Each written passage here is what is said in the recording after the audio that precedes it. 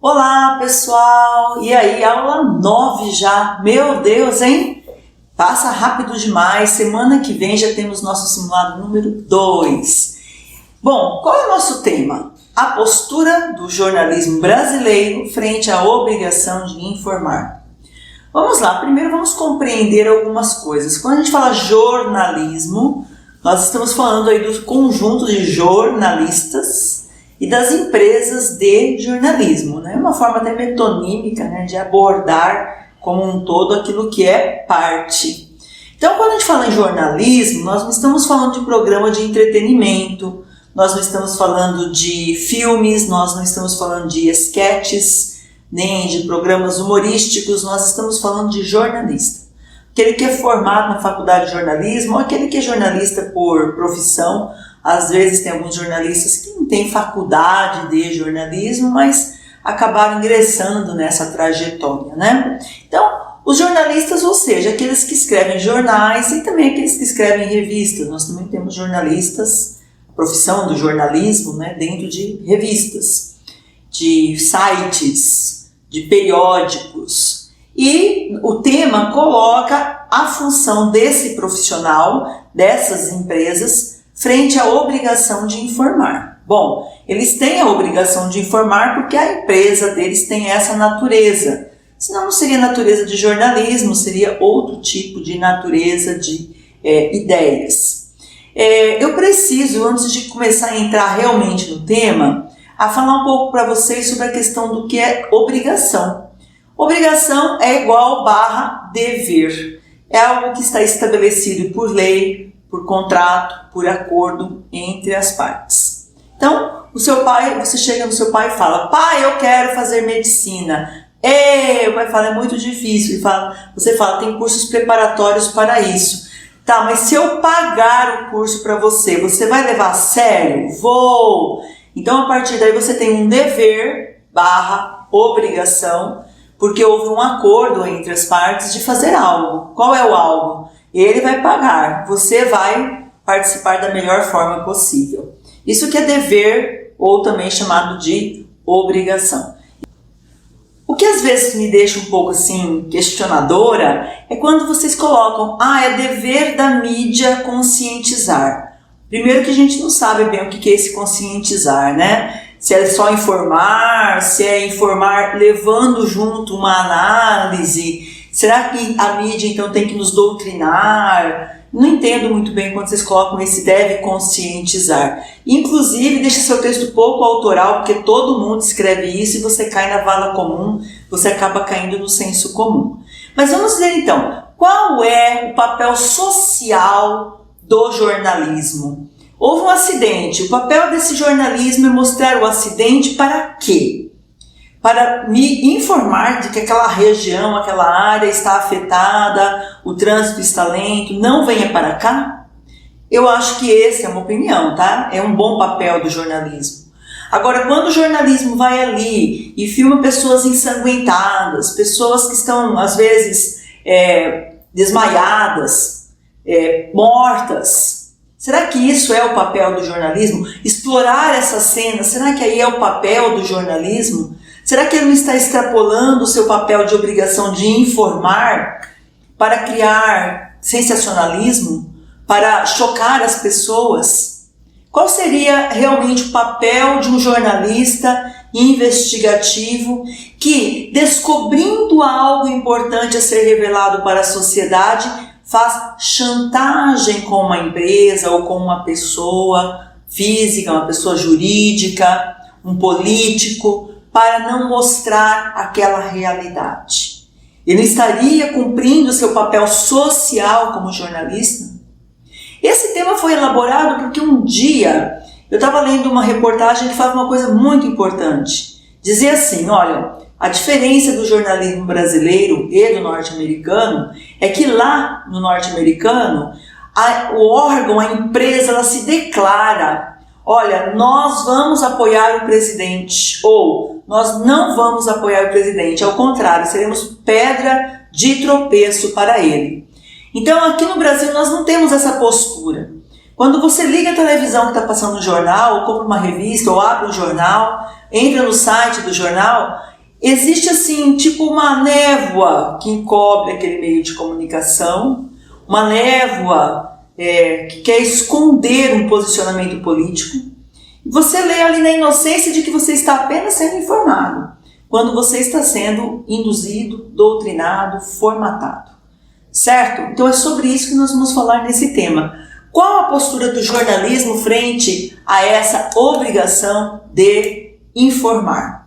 Primeiro que nós temos que analisar a frase temática. Nela nós vamos encontrar aí a palavra postura, a palavra jornalismo brasileiro, que é a grande temática, e o recorte, que é a obrigação de informar. A sua tese vai estar focada na palavra postura, tá bem? Qual para você deve ser a postura do jornalismo? Claro que você vai responder informar, mas informar como? Aí que vai entrar a sua tese original, autoral, criativa, tá? Bom, a palavra postura vem do latim positura. O que significa positura? É realmente a atitude de alguém, né? Tanto que você fala, a tua postura não está boa, quer dizer, como que você postou o seu corpo? Como que você colocou? Qual atitude você adotou? Então tem tanto a postura física quanto a postura de comportamento, a postura política, a postura frente ao mundo. Tem gente que vive aquela coisa do derrotado, de quem já foi vencido. Eu hoje, aqui no curso, tenho alunos que já estão vencidos pelo Enem. Eles já têm certeza absoluta de que não vai dar certo, não vai. Vai, gente. Concentra, foco, seriedade. Fecha a cara. Esquece o mundo. Vai nos estudos, vai dar certo, tá bom? Então, quando a gente fala da postura do jornalismo, quer dizer, qual a atitude, né? Como é o posicionamento dos nossos jornalistas e das empresas de jornalismo no Brasil? Bom, jornalismo, como está aí o texto de apoio para vocês, é a arte de informar a sociedade como um todo, né? O profissional tem que colher as informações de fontes que sejam confiáveis. E o jornalista, ele tem responsabilidade civil e criminal. Se ele mentir, se ele prejudicar alguém que não tem culpa, alguém que não foi julgado ainda, ele pode responder, ele pode ter que indenizar, ele pode ser preso, né? Muitas coisas podem acontecer com aquele jornalista que não é ético. O que seria ser ético? Ele não pode esconder fatos. Se ele esconde fatos, ele não está sendo ético. Essa palavra ética é bom que ela apareça no seu texto, hein? Quando eu falo bom, é porque tem outras que são obrigatórias. A palavra postura e seus sinônimos é uma palavra obrigatória. A palavra jornalismo e seus sinônimos são obrigatórias. E também vai ser obrigatório usar a expressão obrigação de informar ou algo parecido, tá bem? Então, isso é postura, isso é o jornalismo. E o que seria a obrigação de informar? Então, no Código de Ética dos Jornalistas Brasileiros, está lá no artigo 1º. O que ele fala? O cidadão tem direito à informação. Gaguejei, né? O cidadão tem direito à informação. Artigo 1º. O Código de Ética tem como base o direito fundamental do cidadão à informação, que abrange seu direito de informar, de ser informado e ter acesso à informação. Então, o cidadão brasileiro tem esses 3 direitos que devem ser respeitados, tá? Artigo 2º. Como o acesso à informação de relevante interesse público é um direito fundamental, os jornalistas não podem admitir que ele seja impedido por nenhum tipo de interesse ou razão. Por quê? Inciso 1. A divulgação da informação precisa e correta é dever dos meios de comunicação e deve ser cumprida independentemente da natureza jurídica, se pública, estatal ou privada, e também da linha política de seus proprietários ou diretores. Então, tudo bem, essa informação aqui é uma informação que realmente é muito importante. Ah, não, mas ela vai valorizar a imagem de um político que nós não apoiamos. Então, vamos fazer o seguinte, vamos ficar bem quietinho, não vamos falar nada a respeito e tudo bem, tá? Porque vai que a gente coloca essa notícia tão boa, e isso vai favorecer um adversário nosso, alguém que a gente não gosta, alguém que a gente não apoia. Então isso daí não pode acontecer. Quando o jornalista age assim, ele não está sendo ético. Quando a empresa de jornalismo age assim, ela não está sendo ética, tá bom? Inciso segundo, a produção e a divulgação da informação devem se pautar pela veracidade dos fatos e ter por finalidade o interesse público. Olha, lá no passado, quando eu era estudante universitária ainda, eu participei de manifestação. Eu fui no começo, tipo 5 da manhã, que era o horário marcado. Fomos da reitoria da UFMT até a Polícia Federal. Lá eu fiquei até o final da manifestação, depois da dispersão. Fizemos até uma reuniãozinha ali do pessoal que estava organizando. Eu não estava organizando, mas eu participei ali por perto da reunião. Tinham só 7, 8, de uns 800 alunos que vieram na manifestação. E no outro dia, eu sei disso porque eu estava participando, tá, pessoal? Foi uma vez que a Polícia Federal pegou as urnas da eleição para reitor aqui na UFMT. Eu participei do começo, meio e fim. Não teve um momento que eu me ausentei da manifestação. E no outro dia estava nos jornais, né? Olha, depredação e baderneira na manifestação dos estudantes da UFMT. Não teve nada disso. Teve outros que teve sim, mas nessa não teve. Mas estava lá no jornal. Então, isso é um jornalismo antiético, que ao invés de colocar a verdade, coloca a mentira. Isso não pode acontecer e é sobre isso que vocês vão falar. Inciso terceiro, a liberdade de imprensa, direito e pressuposto do exercício do jornalismo implica compromisso com a responsabilidade social inerente significa própria da profissão, inerente à profissão, tá bem? Então, o jornalista também tem que ter liberdade.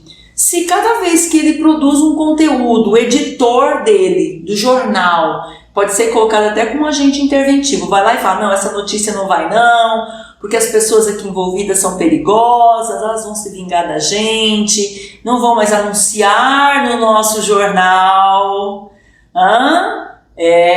Pessoal, tem disso. Nossa, olha, o governo federal gasta 1 milhão com propaganda com a gente. Se a gente ficar fazendo reportagem aqui só criticando, o que vai acontecer? Eles vão tirar a propaganda, vão colocar em outro jornal. Então não vamos falar isso não, hein? Deixa pra lá, deixa quieto. Nós já passamos por esse período aqui no Brasil, viu?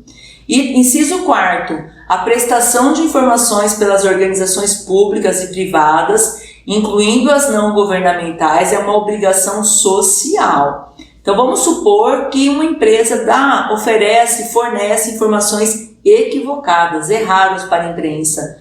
É claro, vai ser uma fake news, mas aí é que está, ela vai ser julgada e processada por ter informado ao meio de comunicação algo errado, porque está escrito ali na lei, é a obrigação social de quem fornece a informação.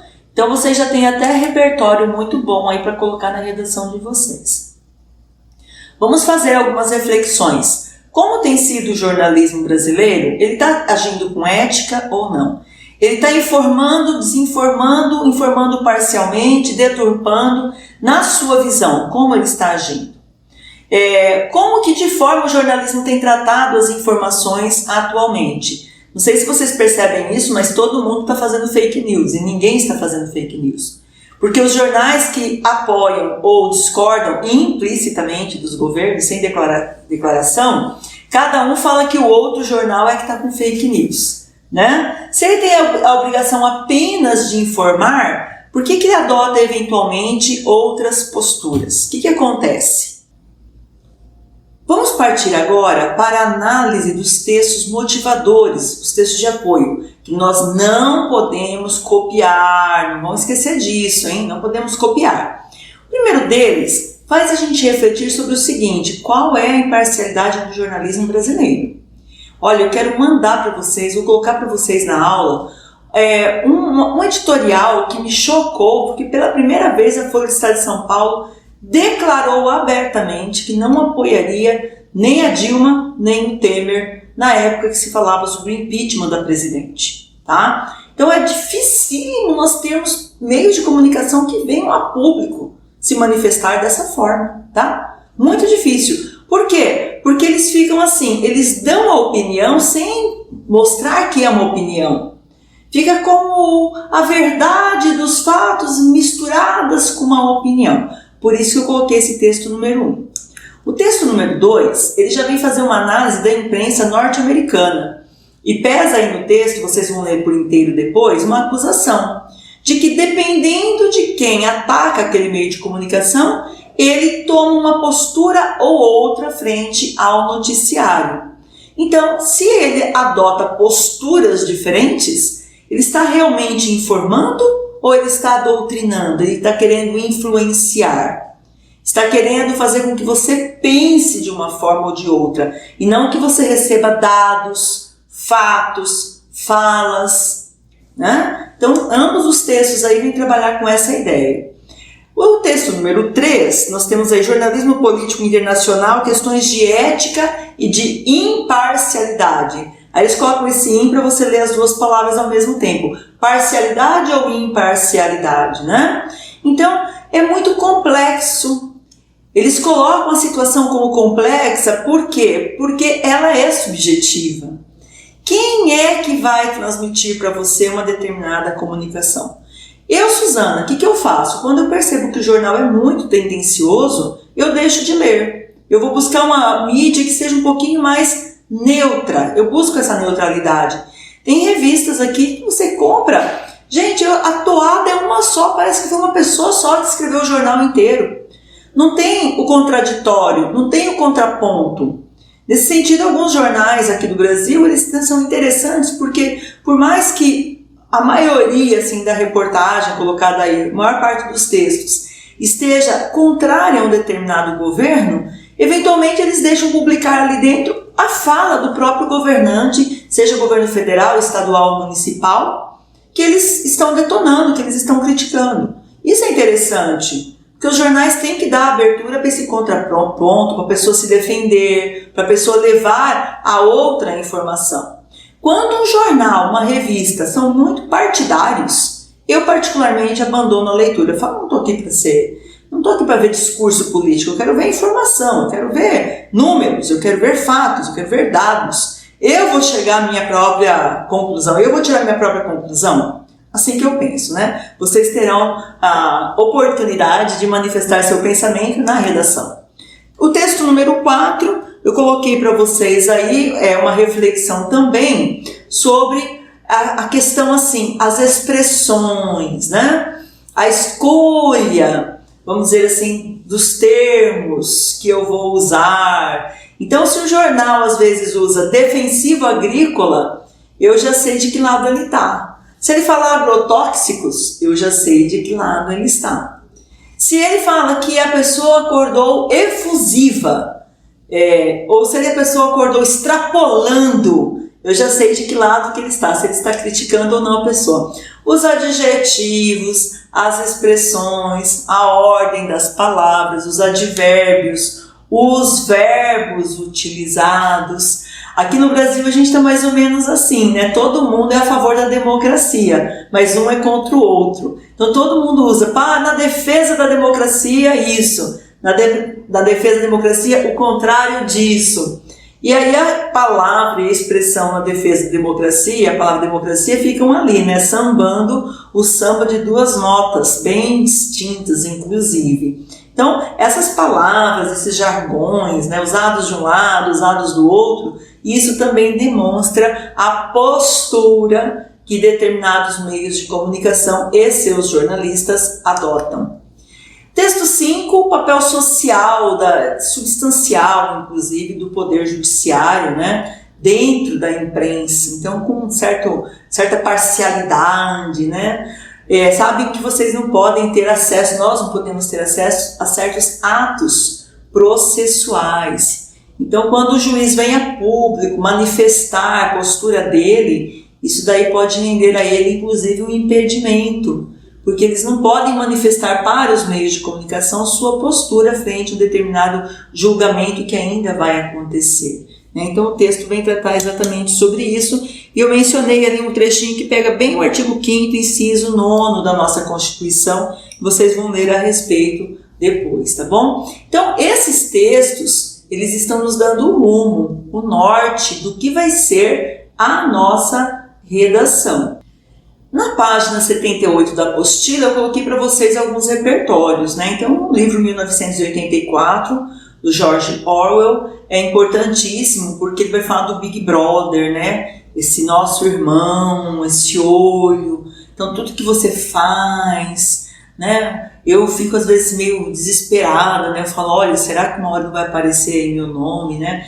Eu falo sempre para os alunos, vocês não podem brigar comigo. A pessoa fala assim, vai aparecer na imprensa, aluno bate em professora idosa, porque ela cobrou a redação, né? Coisa assim, você vai ficar marcado pro resto da vida. É muito do jornalismo que colabora, às vezes, com a cultura do cancelamento, né? Coloca-se ali uma narrativa única, parcial, não se ouve o outro lado, faz-se um julgamento da pessoa, dá a sentença e ela é bloqueada por todos, sem ser ouvida, sem que haja uma oportunidade dela se justificar. Então é uma obra bem interessante para vocês mencionarem, tá? O Gilberto de Manstein, vocês podem ver aí na apostila, ele também usa uma frase bem legal. Só existe opção quando se tem informação. Ninguém pode dizer que é livre para tomar o sorvete que quiser se conhecer apenas o sabor limão. E ele usa o limão aí para dizer uma coisa azeda mesmo, né? Que pode ficar até amarga. Porque para demonstrar o quê? Demonstrar que muitas vezes você só tem uma informação, você não tem o outro lado, você não tem o contraponto, tá? Coloquei para vocês como repertório as 10 estratégias de manipulação do Chomsky, porque todas elas praticamente vão cair no colo das empresas de jornalismo, porque as manipulações são feitas por esses canais.